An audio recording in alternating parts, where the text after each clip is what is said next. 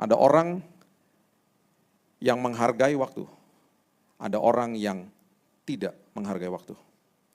Di tengah-tengah pergumulan hidup kita, di tengah-tengah pengharapan kita kepada Sang Juru Selamat, ingat, time is at the essence. Time itu, waktu itu sangat luar biasa dan waktu itu berjalan terus. Berarti waktu kita di bumi ini berkurang terus. Dan kalau kita nggak menghargai waktu yang Tuhan titipkan dalam hidup kita, waktu itu selalu akan hilang dan akan hilang karena kehidupan kita repot, bukan berharap sama sang pribadi ini, repot ngurusin masalah.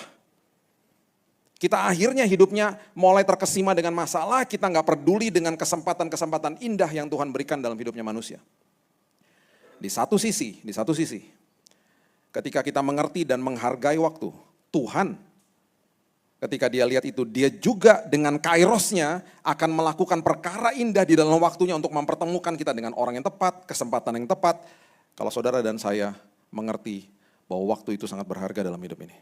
Tak selalu Tuhan menjawab doa, namun Dia beri yang terbaik di waktu yang tepat. Silakan duduk. Shalom. Selamat tahun baru. Baru Natalan, udah tahun baru ya. Terima kasih tim Praise and Worship. Itu lagu favorit saya barusan. Kau tahu sih? Oke, ada bocoran pasti. Oke, kita kalau membahas tentang awal tahun, by the way kemarin pas awal tahun ada yang pas jam 12 tidur atau pas lagi berdoa? Yang berdoa ada? Enggak, saya salah, bertidur juga nggak apa-apa. Ada yang tidur, it's okay juga, nggak apa-apa, it's okay. Saya, karena udah kebiasaan dari dulu, kalau jam 12 itu, dulu ya waktu zaman masih orang tua, gereja kami dulu ada ibadah jam 10. Jadi kami datang ibadah, terus jam 12 teng.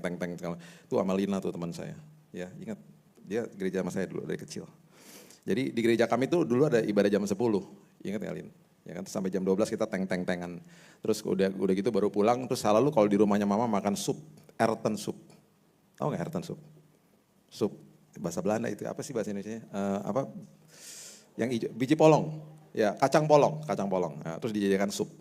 Itu pasti makan gitu terus baru kita tidur. Jadi kemarin kita karena gerejanya udah nggak di situ, jadi kita di rumah kemarin perjamuan kudus lah di rumah. Jadi kalau masuk ke dalam sesuatu yang baru, sadari diri kita bahwa kita nih nggak bisa bergantung sama siapapun dan apapun. Dan kalau kita bicara soal pengharapan itu luar biasa dalam sekali apa yang kita bahas. Dan kalau kita bahas pengharapan itu, kalau tanpa kita mengerti apa yang sudah Tuhan lakukan dalam hidup kita, seringkali kita lupa tentang apa yang ada di depan kita. Begini, saya selalu mulai perhatikan hal-hal kecil dari beberapa tahun yang lalu, karena Roh Kudus bilang begini sama saya, waktu saya sakit khususnya ya, Tuhan bilang gini, coba kamu dokumentasikan hal-hal kecil dalam hidup kamu masukkan ke dalam perbendaharaan hatimu, supaya ketika kamu mengalami hari-hari sulit, kamu ambil tuh hal-hal kecil, kamu ingat kembali kebaikan saya. Dan kamu akan sadar bahwa aku nih hidup, sampai perkara kecil aja, aku perhatikan dalam hidupmu.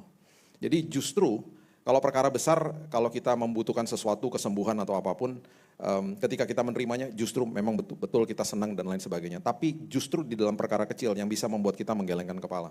Kok sampai segitunya Tuhan tahu sedetail itu. Dan itu banyak banget yang terjadi. Contoh sederhana dalam hal makanan aja misalnya. Saya pernah ya, di hari Minggu. Dan saya tuh waktu pulang siang, karena saya ada waktu siang mau pulang ke rumah, sempat makan dan mau balik lagi yang sore, ibadah sore. Saya sempat, karena panas banget waktu itu harinya, saya sempat gini, aduh ini minum air kelapa hijau yang dingin banget ya, itu pasti enak banget gitu ya. Cuman berangan-angan di mobil aja gitu. Sampai di rumah, buka kulkas, mau makan, istri saya ngomong gini, tuh ada air kelapa tuh di kulkas. Terus saya bilang, kapan belinya? Tadi paginya dia kan ke gereja, on the way pulang, dia beli di pinggir jalan. Langganan kita lah. Terus dicop, dimasukin ke itu, dan udah dingin, karena udah beberapa jam di situ. Jadi hal itu aja. Terus saya bilang gini, ya baru aja aku pengen banget di mobil tadi. Itu hal sederhana yang kemudian saya mulai perhatikan dan saya mulai simpan di dalam lubuk hati saya. Jadi ketika nanti ada hari-hari sulit, saya ingat air kelapa aja Tuhan siapkan kok. Apalagi hal besar dalam hidup saya. Amin. Itu hal sederhana. Pernah lagi gini, nih di sini banyak teman-teman saya yang suka minum kopi di rumah saya. Yang bersangkutan, mereka pasti tahu lah siapa diri mereka ya. Kalau ke rumah saya pasti minum kopi lah. Nah saya juga peminum kopi, jadi saya punya mesin kopi di rumah kan. Di hari itu ketika mereka mau ngumpul di rumah, saya bilang sama istri saya, aduh habis nih biji kopinya. Habis total gitu. Ntar malam gimana? Jadi saya pesan sama dia, tolong beliin kalau kamu ke mall. Tolong beliin di Starbucks lah di mana yang biji kopi gitu. Sebelum dia pulang jam 12:30 siang, itu ada ada kiriman biji kopi dari teman saya. Terus saya WhatsAppin, terima kasih ya, lu kok tahu gue gak punya biji kopi di rumah? Ya mana gue tahu lah. Tadi pagi aja gue tiba-tiba inget gitu ya, bahwa gue punya biji kopi yang udah lama banget gue pengen ngasih sama lu, gue lupa. Jadi dikirim dari rumahnya dia, rumahnya jauh lagi. Di situ saya bilang gini, makasih ya Tuhan, pasti Tuhan ingetin dia. Karena dia gak inget kok gitu. Itu kan ceritanya dia gitu. Jadi hal-hal seperti begini ya, itu yang kita namakan momen Ebenezer. Di mana ketika di situ kita mengingat pertolongan Tuhan yang Tuhan pernah lakukan dalam hidup saya dan saudara. Jadi perkara-perkara seperti begini kalau kita mengerti, kita akhirnya mulai, kan dari tadi saya ngomong gini, saya lagi bicara sama diri saya sendiri kan, mengingatkan diri saya. Pribadi di Alkitab yang paling sering bicara sama dirinya sendiri dan didokumentasikan di Alkitab itu namanya Daud. Ya, coba kita lihat ya, Mazmur pasal yang ke-42 ayat yang ke-5. Coba deh Bapak Ibu mulai baca ya kalimat-kalimat dia yang dia ngomong sendiri sama jiwanya sendiri, sama dirinya sendiri. Keren banget sih, keren. Dan harusnya kita ikutin apa yang dia lakukan. Karena dia ngomong sama dirinya, karena dia tahu dirinya penuh sampah. Diri kita juga penuh sampah loh sebenarnya. Dan pastikan jangan bawa sampah dari tahun lalu ya ke dalam tahun ini. Mazmur 42 ayat 5 mengatakan begini, mengapa engkau tertekan? Makanya kalau lagi sedih, lagi ada stres, berpotensi stres, jangan pernah ngomong gini, aduh stres gue. Gak boleh ngomong begitu loh. Gak boleh ngomong, aduh nanti gue sakit nih, aduh ntar gue begini. Gak boleh ngomong begitu. Sebaliknya ngomongnya begini, mengapa engkau tertekan, hai jiwaku, dan gelisah di dalam diriku. Terus dia ngomong begini, berharaplah kepada, dia ngomong sendiri loh ini. Dia bukan ngomong sama kita, dia ngomong sama dirinya sendiri. Berharaplah kepada Allah, sebab aku akan bersyukur lagi kepadanya, penolongku dan Allahku. Tuhan, aku mau menenangkan jiwaku. Itu ada satu ayat lagi dia katakan begitu. Aku mau mendiamkan jiwaku. Wow. Karena kenapa? Jiwa kita nih penuh sampah, suka berkoar-koar sendiri kan. Suka ngasih tahu informasi yang salah, suka menuduh sendiri dan lain sebagainya. Jadi dia bilang sama jiwanya, hai jiwaku yang gelisah, berharap dong sama Tuhan gitu ya. Sebab aku akan bersyukur lagi kepadanya. Aku mau bersyukur sama dia. Kenapa? Karena dia adalah penolong jiwaku. Mazmur 131 ayat 2. Ini yang saya katakan. Ini juga keren banget sih. Mazmur 131 ayat 2. Sesungguhnya aku telah menenangkan dan mendiamkan apa? Jiwaku. Jadi ketika jiwanya lagi berjolak, tenang. Terus dia mau ngomong apa? Lu stres, lu enggak, gue diemin lu. Satu-satunya pribadi yang perlu kita silent treatment adalah pribadi kita sendiri yang suka berkoar-koar kata-kata negatif. Itu yang patut di silent treatment. Jangan silent treatment orang lain ya. Aku telah menenangkan dan mendiamkan jiwaku. Nah ini keren banget ayat berikutnya. Bagian berikutnya. Seperti anak yang disapih berbaring dekat ibunya. Ya seperti anak yang disapih jiwaku dalam diriku. Disapih itu artinya meninggalkan ketergantungan sama susu. Itu artinya. Dengan kata lain dia bilang gini, enggak, saya harus jadi dewasa di dalam Tuhan.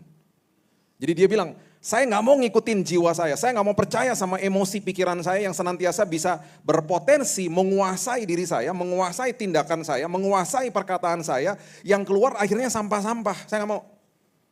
Saya mau jadi orang yang dewasa. Saya mau tahun 2026, walaupun saya melihat masalah, walaupun saya mengalami masalah, saya tetap akan katakan kepada jiwa saya, tenanglah, berharaplah kepada Tuhan, bersyukurlah daripada begini, aduh stres gua. No. Hati-hati loh, orang yang ngomong-ngomong gitu terus stres beneran. Gak bisa tidur, ya sakit akhirnya, karena dia sedang mengutuki dirinya sendiri. Be careful, makanya berbicaralah dengan jiwamu seperti Daud berbicara kepada jiwanya sendiri. Itu sebabnya kalau kita mengerti ini, kita sambung lagi ya, Mazmur 103 ayat 1 dan 2. Mazmur 103 ayat 1 dan 2.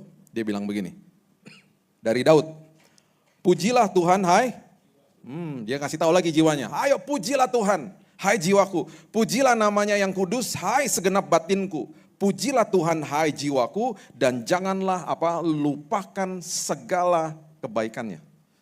Saya memuji Tuhan, dan saya tidak akan lupa kebaikannya walaupun itu hal-hal kecil dalam hidup saya.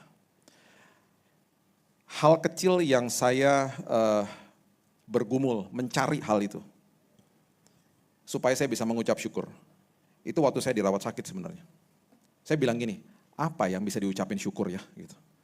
Dan saya nggak pernah lupa malam hari itu, karena saya di lantai kemo kan. Saya kena kanker darah, saya di lantai kemo tahun 2019. Istri saya malam-malam udah pulang, karena kita sudah sepakat dia nggak akan temenin saya di kamar rumah sakit, kalau nggak nanti dia ikutan sakit gitu ya, karena tubuhnya pastinya jadi lemah, jadi dia pulang. Di kamar rumah sakit malam hari, saya bilang gini, apa ya Tuhan hal kecil yang aku bisa ngucap syukur.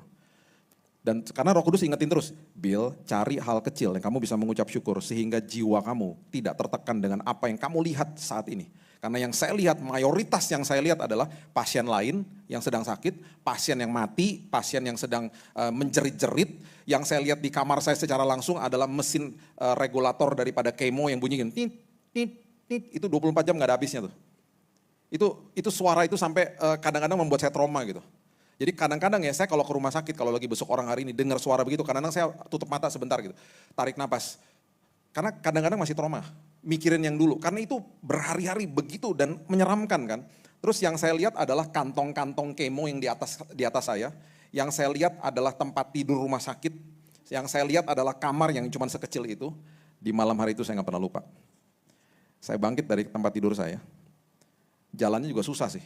Karena darah kan udah habis, jadi jalan tuh sambil pegang-pegangan begini gitu. Terus pegangin tiang yang untuk infus, jalan ke kamar mandi, pelan-pelan. Di saat itu Roh Kudus bilang gini, bisa jalan kan? Iya ya, coba lihat orang yang lain di kamar-kamar lain. Banyak yang gak bisa jalan, udah terkapar di situ gak bisa ngapa-ngapain. Di situ saya bilang gini, makasih Tuhan aku bisa jalan.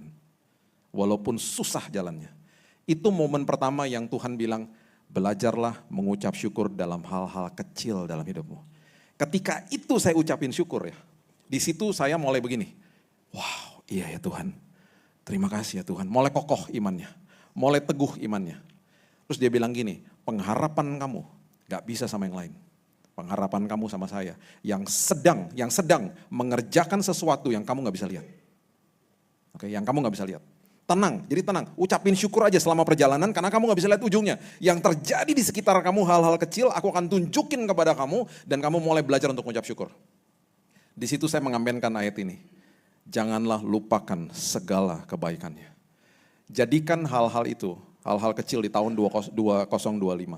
Simpan di dalam lubuk hatimu jadi perbendaraan ucapan syukur ketika engkau sedang berhadapan sama hari-hari sulit. Ingat kebaikan Tuhan dan mulai keluarkan kalimat-kalimat ucapan syukur tentang hal-hal itu. Dan itu yang menjadi sebuah penopang daripada harapan kita hari ini. Oke?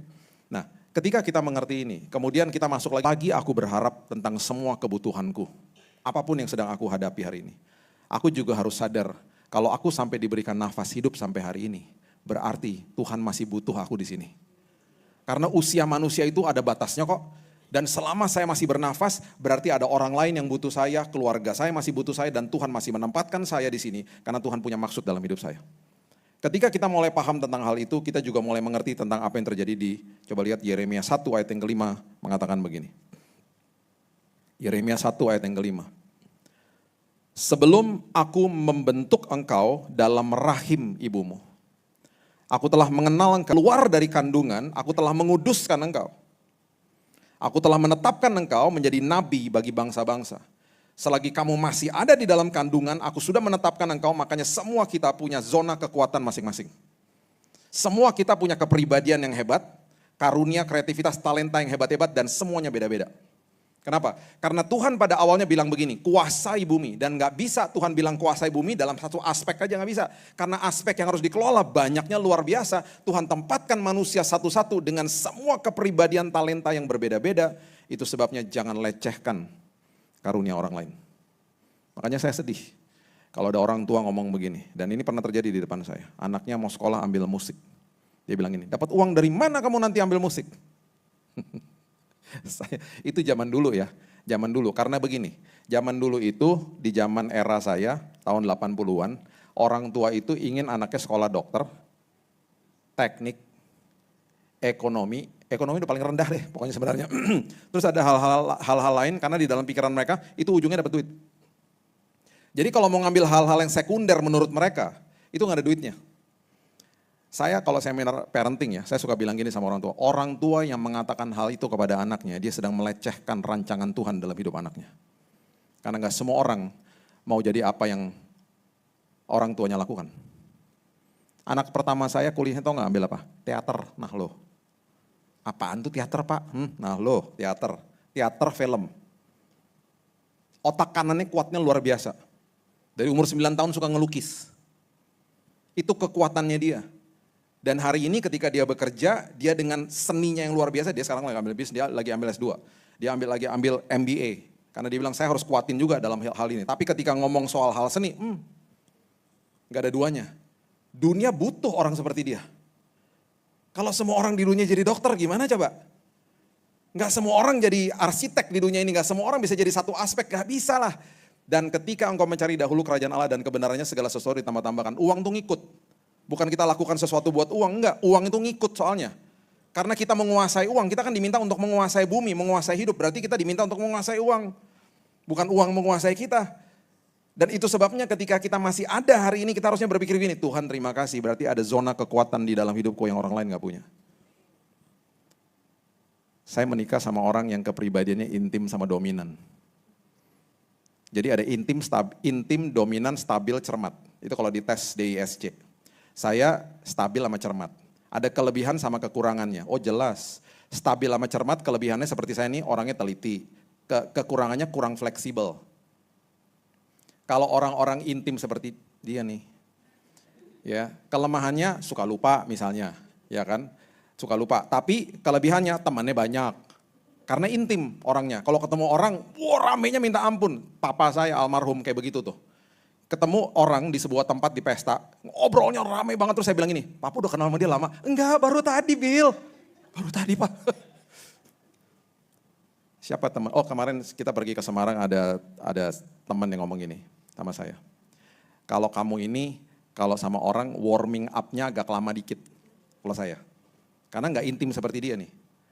Itu yang namanya Yosi di belakang tuh, itu udah paling intim di ruangan inilah udah. Kalau ngobrol sama dia udah seperti kenal dia udah lama. Orang intim biasanya sama Tuhan dikasih kerjanya apa? Sales sama marketing. Karena dia harus ketemu orang. Kalau dia ketemu orang dia dapat energi. Dia gak ketemu orang, dia gak bisa hidup seolah-olah. Orang intim seperti begitu disuruh jadi akuntan, mati duduk dia. Gak bisa, dia gak bisa lihat angka gini-gini, mati dalam mati udah gak berfungsi dia. Gak bisa. Dia harus ketemu orang, dia jagoan jualan, dia jagoan menerangkan sesuatu, dia pokoknya energinya luar biasa. Tuh hebat kan Tuhan? Orang stabil cermat seperti saya, lebih teliti.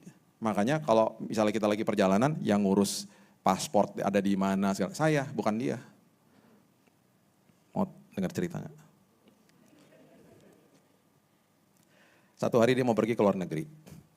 Saya gak ikutan, biasanya kan paspor saya yang pegangin. Dia mau pergi ke luar negeri, ada meeting yayasan kita. Jadi saya harus nganterin dia ke airport. Biasa kan saya ngurusin dokumen-dokumennya, saya udah bilang gini di rumah, paspor udah bawa gak? Udah katanya. Di mobil ada suara lagi, Bill tanya lagi Bill, paspor udah bawa gak? Dia mulai kesel, udah bawel banget sih gitu. Jalan mau keluar dari kompleks perumahan, ada suara lagi, lebih keras lagi. Sekarang tanya, minta supaya kamu lihat paspornya. Terus saya bilang gini, Tuhan gue tadi tanya dia bete. Gue tanya lagi ntar gue disuruh turun lagi dari mobil. Gak bisa juga sih gue yang kantor soalnya. Sayang, boleh lihat gak paspornya? Bill kamu tuh bahel banget sih Bill. Udah dibawa paspornya gitu. Terus, ya tapi mau lihat aja gitu. Dia buka, tuh udah bawa. Terus suaranya bilang gini, suruh buka paspornya. Bukan cuma kasih lihat aja. Coba buka. Bapak Ibu, paspor kalau udah bekas, itu ada guntingannya kan. Berlaku gak? Ya enggak dong. Dia buka. Terus saya kan di posisi supir sini kan, dia di sebelah sini kan. Ada guntingannya. Berarti kan paspor bekas kan. Berarti kalau kita terusin perjalanan, gak bisa kepake dong. Dia tidak akan bisa berangkat. Betul gak? Untung masih di kompleks perumahan kan. Saya lihat kan. Ada rasa seneng gak bahwa saya tuh yang benar gitu. Ya ada sih, tapi harus menyembunyikan. Harus cool. Jadi saya nungguin aja dengan kata-kata lembut, tiba-tiba dia ngomong gini, ya ini salah bawa. Terus saya bilangin, jadinya mau ngapain? Ya udah pulang aja. Oke, saya pulang. Sampai rumah cuma 5 menit kan, mumpung ada waktu, saya kuliahin dong dia. Makanya denger-dengeran sama suami yang diurapi Tuhan. Betul nggak? Pokoknya saya ngomong, karena ini udah enak nih, ya kan. Saya juga bisa kuliahin dia, diem aja. Sampai di rumah, dia masuk lagi mobil, udah ambil paspor, saya nggak mau percaya. Coba buka lagi, jangan-jangan paspor gua ntar lo bawa, ya kan. Dia buka, tapi memang Tuhan baik, Tuhan baik. Tadinya kita mau berangkat itu, Google Map-nya 1,5 jam. Waktu kita buka lagi, karena kita udah pulang, tiba-tiba jadi 55 menit diarahin ke jalan yang lain, rupanya macetnya udah cair. Jadi apapun yang terjadi, Tuhan baiklah. Tuhan baik. Jadi kalau ada penundaan di tahun ini, ada pintu-pintu yang ditutup, mungkin ada bahaya di situ. Tuhan sudah mendahului kita toh, jadi tenang aja. Cuman itu gambarannya, orang teliti dan orang yang tidak teliti. Amin. Jadi itu zona kekuatan kita masing-masing. Kita punya zona kekuatan masing-masing, jadi hidupi hidupmu seperti itu dan selalu katakan terima kasih Tuhan. Engkau menempatkan saya di tengah-tengah orang yang beragam-ragam dan saya harus belajar terima mereka masing-masing. Ada seorang kriminal, saya mungkin pernah cerita di sini, cuman kurang detail mungkin. Ada seorang kriminal namanya Brian Nichols, seorang pemerkosa di kota Atlanta. Hari itu dia akan disidangkan. Dengan kelengahan daripada polwan yang ngawal dia, pistolnya diambil. Polwannya dipukul kepalanya, dia masuk ke dalam ruang sidang, 4 orang ditembak mati sama dia. Ini seorang pemerkosa yang akan disidang dan ada kemungkinan dia dapat life sentence. Seumur hidup di penjara. Jadi daripada dia masuk penjara lagi, mendingan dia pikir udahlah I got nothing tulus, dia keluar, dia masuk ke tempat, dia tembak hakimnya, mati hakimnya. Terjadilah massive manhunt, dia dikejar di kota Atlanta dengan polisi yang, di mana-mana dikerahkan polisinya.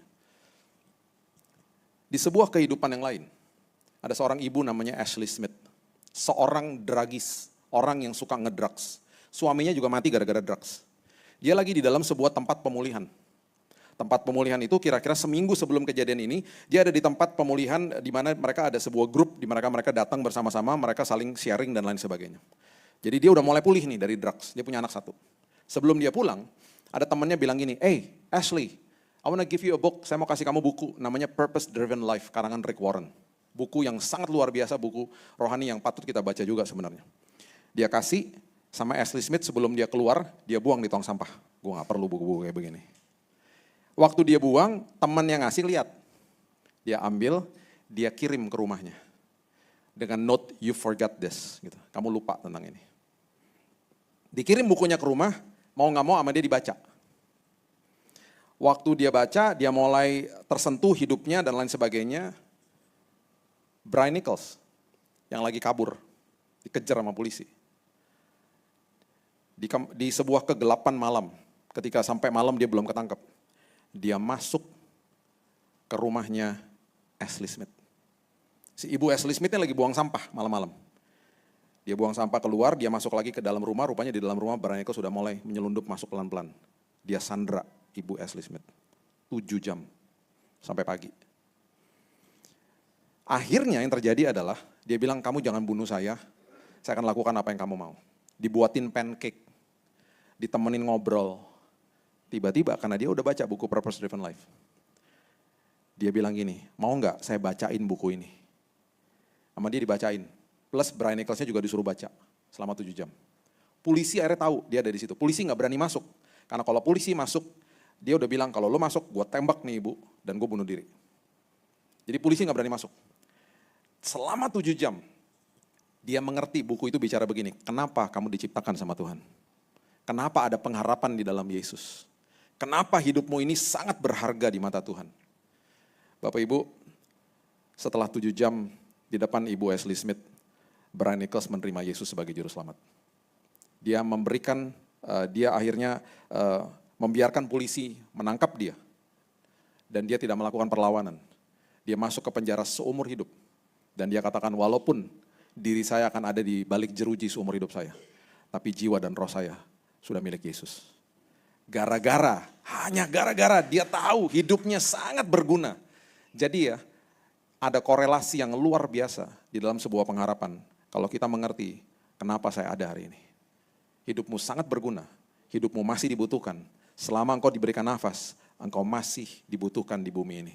Jangan sia-siakan hidupmu. Ya. Yang ketiga, ingat Mazmur 90 ayat 12 mengatakan begini. Ayat 10 dulu deh. Mazmur 90 ayat yang ke-10 mengatakan begini. Masa hidup kami 70 tahun, dan jika kami kuat 80 tahun. Kebanggaannya adalah kesukaran dan penderitaan, sebab berlalunya buru-buru dan kami melayang lenyap. Masa tugas manusia 70, kalau kuat 80 tahun. Ya. Ayat 12 mengatakan begini. Ajarlah kami menghitung hari-hari kami sedemikian, hingga kami beroleh hati yang bijaksana. Bapak Ibu, ada seorang yang ada di sampingnya Yesus. Berhadapan sama kematian di kayu salib. Waktunya akan habis. Dalam waktu yang sangat singkat dan dia sadar waktunya akan habis. Dia terima Yesus sebagai juru selamat atas hidupnya. Orang itu diselamatkan. Ada satu orang lagi, seorang gubernur Roma namanya Felix. Dia gubernurnya Roma yang ada di Yudea. Saat itu Paulus lagi ditawan di penjara. Dan waktu itu Paulus akhirnya bertemu muka dengan dia, karena ada masalah tentang penahanan Paulus dan lain sebagainya.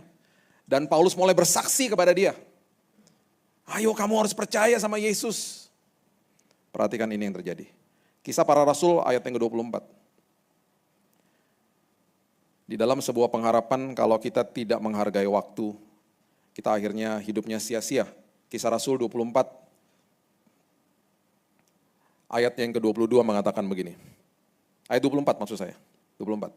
Dan setelah beberapa hari datanglah Felix bersama-sama dengan istrinya Drusilla, seorang Yahudi. Ia menyuruh memanggil Paulus, lalu mendengar daripadanya tentang kepercayaan kepada Yesus Kristus. Kamu mau cerita tentang Yesus, ceritain sama saya. Ketika Paulus berbicara tentang kebenaran, penguasaan diri dan penghakiman yang akan datang, Felix menjadi takut dan berkata, cukuplah dahulu dan pergilah sekarang, apabila ada kesempatan baik, aku akan menyuruh memanggil engkau. Ketakutan bahasa aslinya begini, dia mulai convicted, itu artinya begini. Wow, waktu Paulus mulai khotbah kan dia tentang firman Tuhan, dia mulai rasa rohnya mulai bergejolak di dalam sini dan rohnya mulai katakan, terima, percaya sama Yesus. Ditolak sama dia. Cukup. Udah ntar aja, kalau gue butuh lagi ntar gue panggil lu. Gak lama setelah itu, kalau kita baca ayat selanjutnya nanti Bapak Ibu baca sendiri di rumah. Posisinya digantikan dengan orang lain. Ada orang yang menghargai waktu. Ada orang yang tidak menghargai waktu. Di tengah-tengah pergumulan hidup kita, di tengah-tengah pengharapan kita kepada Sang Juru Selamat, ingat, time is at the essence. Time itu, waktu itu sangat luar biasa dan waktu itu berjalan terus, berarti waktu kita di bumi ini berkurang terus. Dan kalau kita nggak menghargai waktu yang Tuhan titipkan dalam hidup kita, waktu itu selalu akan hilang dan akan hilang karena kehidupan kita repot, bukan berharap sama sang pribadi ini, repot ngurusin masalah. Kita akhirnya hidupnya mulai terkesima dengan masalah, kita nggak peduli dengan kesempatan-kesempatan indah yang Tuhan berikan dalam hidupnya manusia. Di satu sisi, ketika kita mengerti dan menghargai waktu, Tuhan ketika dia lihat itu, dia juga dengan kairosnya akan melakukan perkara indah di dalam waktunya untuk mempertemukan kita dengan orang yang tepat, kesempatan yang tepat. Kalau saudara dan saya mengerti bahwa waktu itu sangat berharga dalam hidup ini. Saya nggak pernah lupa ya, 2 tahun lalu saya lagi di kota Sydney, diundang sama sebuah gereja lah. Jadi saya ketemu sama teman lama, sama teman baru nih. Teman lama yang udah memang tinggal di situ, teman baru yang saya kenal karena dia dari gereja yang ngundang. Teman lama nemenin sampai jam 2 di satu hari, di jam 2 nanti dia harus pulang, teman yang baru akan datang. Jadi dia aplusan nih, jadi saya akan pergi sama dia. Waktu jam 2, udah mau jam 2, teman yang baru datang, ketemu dong sama teman yang lama, kan dua-duanya orang Indonesia. Jadi saya bilangin, kenalin gitu, orang sama-sama orang Indonesia. Kenal-kenalan, kita jalan on the way karena teman yang lama ini mau ke mobilnya mau pulang. Ngobrol, mereka ngobrol dong. Kerja di mana lo? Lu kerja di mana? Wah, udah berapa lama lu di sini? Sama-sama orang Indonesia soalnya. Temen yang lama ngomong gini, iya nih gue lagi kerja ini, tapi gue lagi ngelamar juga pengen jadi supir bus katanya gitu. Karena supir bus di sana lumayan gajinya. Temen yang baru ngomong gini, lah gue supir bus. Oh gitu, iya itu di kayak Transjakartanya gitu. Itu lagi hiring tuh, lagi butuh orang. Lu masukin aja nanti aplikasinya, ntar gue tolongin katanya gitu. Saya ngeliat nih mereka ngobrol kan. Terus teman yang lama gini, oh thank you bro, thank you banget, nanti gue lewat lo ya gitu. Iya siap gitu. Udah lagi jalan lagi, gak tahu gimana, ngarah pembicaraannya gimana, Yang temen yang baru ngomong gini, iya nih gue lagi program juga pengen punya anak. Dan gue lagi sama istri gue ke seorang dokter, pengen lihat nih dokter, tapi susah banget ditemuin dokternya. Karena ngetop banget dokternya di Sydney. Susah, waiting list. Teman yang lama ngomong gini, siapa nama dokternya? Dia sebut namanya. Teman yang lama bilang gini, ya elah, itu ipar gue. Dokter itu? Ya itu ipar gue. Udah tenang aja, ntar gue yang tolongin.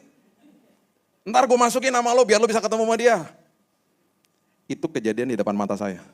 Tuhan mempertemukan dua orang dengan dua kebutuhan dan dua-duanya punya jawaban. Kairosnya Tuhan terjadi. Makanya ya, hargai waktumu. Karena di saat yang tepat dia akan tunjukin. Kamu ya kalau menghargai waktumu di dalam aku, kamu gak fokus sama masalahmu. Ingat, lihat nih, pengharapan-pengharapanmu itu sudah aku siapkan kok di depan. Jadi kamu tenang aja, kamu akan masuk dalam kairosnya aku. Gitu loh. Ya, dan pada akhirnya, ayat yang mungkin sudah sering mungkin kita baca dan saya sudah bagikan di sini berkali-kali. Jangan pernah lupa. Ya, Ulangan 31 ayat 8 mengatakan begini. Sebab Tuhan, dia sendiri akan berjalan di depanmu. Dia sendiri akan menyertai engkau. Dia tidak akan membiarkan engkau dan tidak akan meninggalkan engkau. Janganlah takut dan janganlah patah hati. Kemarin waktu kita buka pintu 2026 di jam 12.0001. Waktu kita buka pintu kan kita nggak tahu ujungnya kayak gimana. Sadarlah. Dan sadarkah kita, waktu kita buka pintu, Yesus kan udah di situ. Dia udah nungguin. Yeah. Kok bisa? Aku kan mendahului kamu. Ini baru tanggal 1 loh. Kamu buka tanggal 2, tanggal 3, tanggal 4, bahkan sampai ke masa depanmu. Aku udah ada di sana. Menyiapkan yang terbaik bagi kamu. Jadi kamu gak usah takut. Aku adalah Tuhan yang maha hadir. Aku ada di masa depan, aku ada bersama denganmu.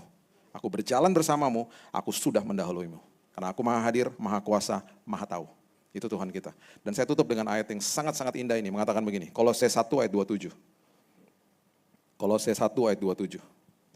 Kepada mereka Allah mau memberitahukan.